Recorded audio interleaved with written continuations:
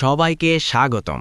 আজকের ভিডিওতে আমরা কথা বলবো বাংলাদেশের নারী ফুটবলের দুই উজ্জ্বল তারকা মনিকা চাকমা আর মারিয়া মান্দা নিয়ে। এই দুজনের খেলা শুধু মাঠে আলো ছড়ায় না, কোটি ভক্তের হৃদয়েও জায়গা করে নিয়েছে। চলুন দেখে নেই আসলে কে এগিয়ে। প্রথমেই আসি মনিকা চাকমার কথায়। চট্টগ্রামের পাহাড়ি অঞ্চল থেকে উঠে আসা মনিকা ছোটবেলা থেকেই ফুটবলের প্রতি দারুণ আগ্রহী ছিলেন। মিডফিল্ডার হিসেবে খেলায় তার ভিশন, পাসিং আর বল কন্ট্রোল দারুণ। মনিকা বাংলাদেশ অনূর্ধ্ব 14, অনূর্ধ্ব 16 থেকে শুরু করে সিনিয়র দলে পর্যন্ত অসাধারণ পারফরম্যান্স করেছেন। বিশেষ করে 2019 সালের অনূর্ধ্ব 19 সাফ চ্যাম্পিয়নশিপে তার গোল অনেক ভক্তকে মুগ্ধ করেছিল।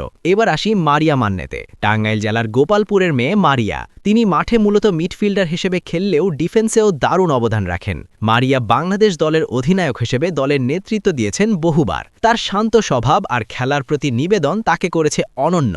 বিশেষ করে 2022 সালের সাফ নারী চ্যাম্পিয়নশিপ জয়ের পেছনে মারিয়ার ভূমিকা ছিল অসাধারণ। যদি আমরা স্কিলের কথা বলি, মনিকা ড্রিবলিং আর ক্রিয়েটিভিটি চমৎকার, আর লিডারশিপের দিক থেকে মারিয়া মান্দা এগিয়ে। তিনি দলের খেলার ছন্দ নিয়ন্ত্রণ করেন, আবার সতীর্থদের উদ্বুদ্ধ করেন। গোল করার সুযোগ তৈরি করতে মনিকা বেশি পারদর্শী, কিন্তু ম্যাচের চাপ সামলাতে মারিয়া বেশি স্থির এবং অভিজ্ঞ।